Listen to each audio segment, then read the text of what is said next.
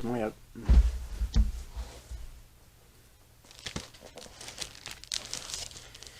Hi everyone, how we doing? It's me again, and coming at you live in 3D. Just kidding. I hope you all are doing well, had a happy holiday. I ate a lot of turkey, that's why you're filming me from here now. I have another item for you that I have read and reviewed and highly enjoyed. And again, this kind of goes on. I'm kind of on the theme here. I bet you wondered.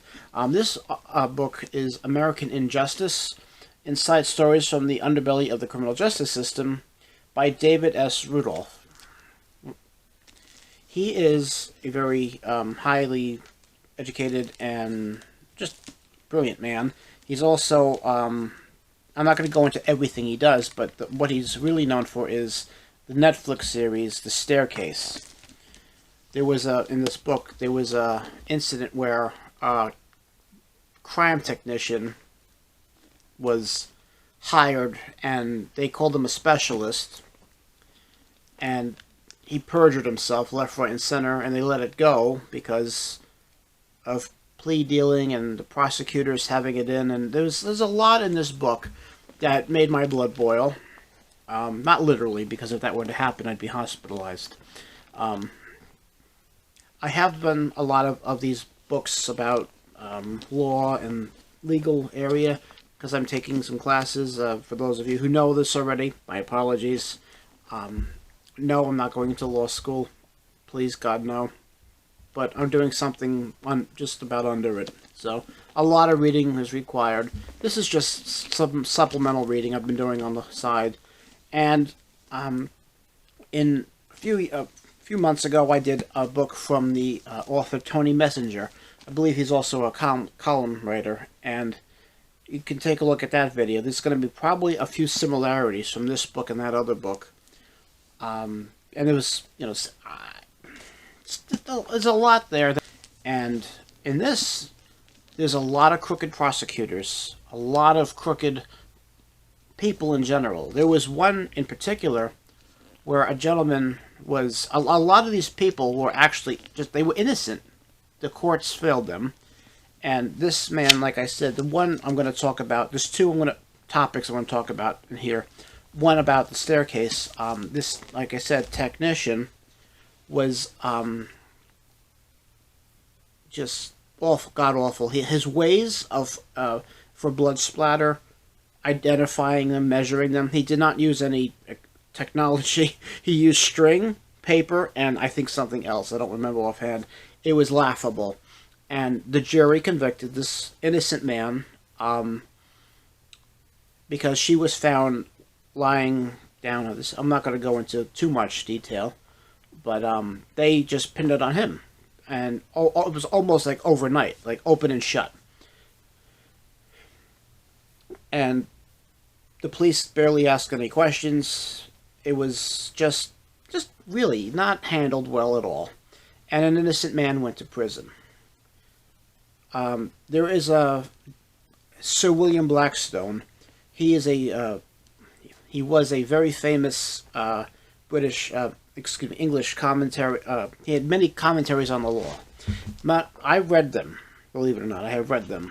The institute I'm studying at is actually named. I don't want to say too much, but there's some connections there. And I read about him. I followed up on him a little bit. And he said, and I'm quoting Sir William Blackstone loosely, it's better to let 10 guilty go free than send one innocent person to prison. Well, how many innocent people have been put in prison is a number I don't know.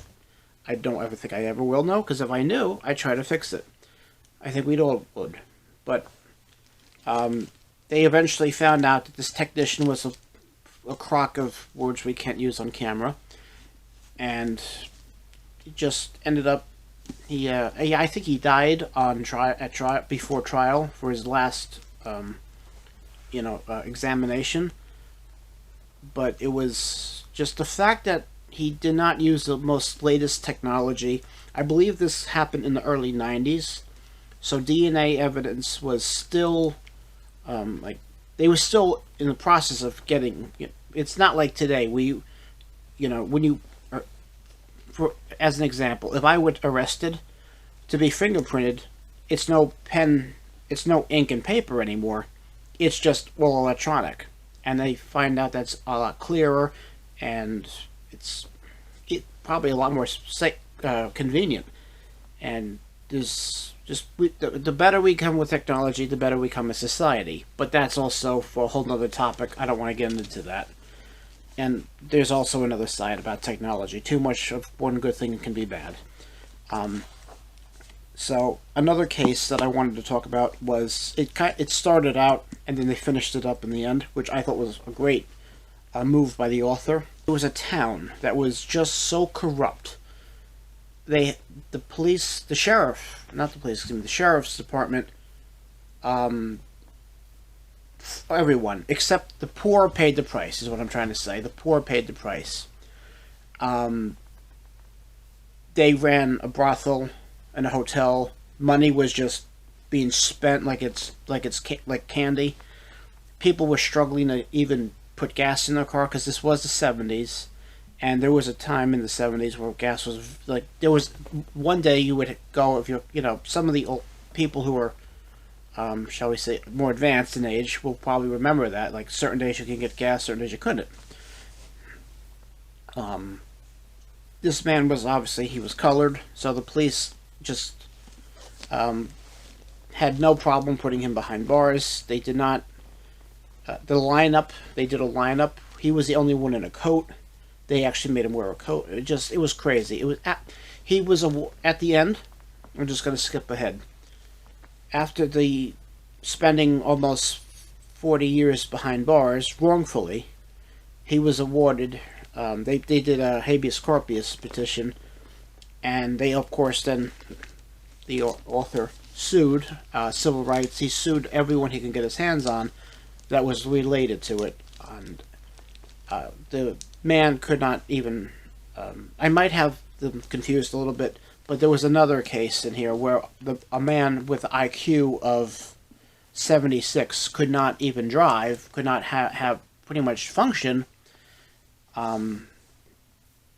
It was bad, but he wanted a BMW, and they settled after they realized what happened. And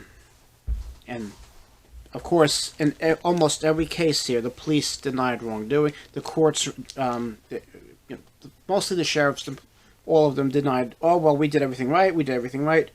But guess what? Now, no, you didn't. And getting back to that one other part of this book, where the fact that they let this corruption run for so long, drugs, drinking, you name it. It was like the Roaring '20s. And an innocent man was put behind bars because of a murder that was committed at a store. It was dark. He was black. They found a shotgun shell in his car. Cause of death was not because of a shotgun shell. It was actually several smaller projectiles. Not what they said it was. The coat he was wearing was hung up nicely around the chair.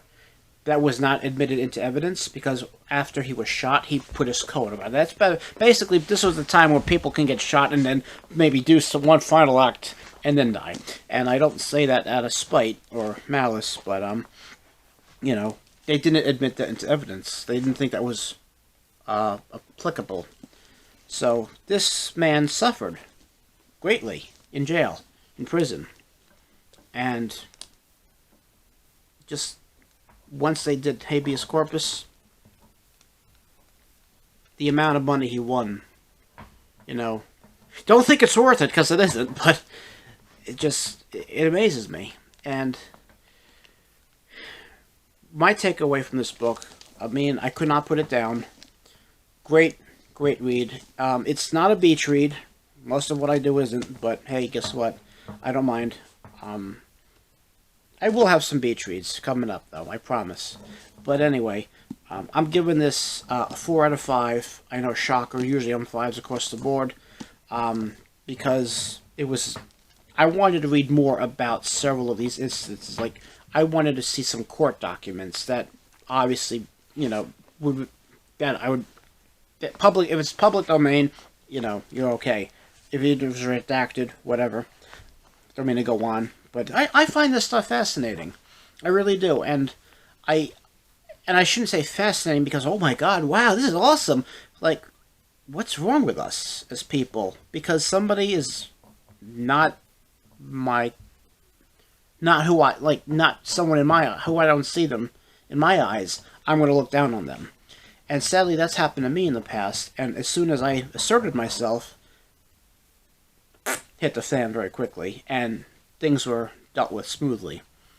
So, like I said, the author, David S. Rudolf, he's working, like I said, on the Netflix series, documentary, The Staircase. It's becoming a dramatic series for HBO Max. So, I would give, like I said, don't have to go there anymore. American Injustice, Inside Stories from the Underbelly of the Criminal Justice System. I would read this. You don't have to read the first 2 or 3 chapters. You be the judge. Pun not intended. Well, I'm out of here because I gotta go eat some cold pork chops.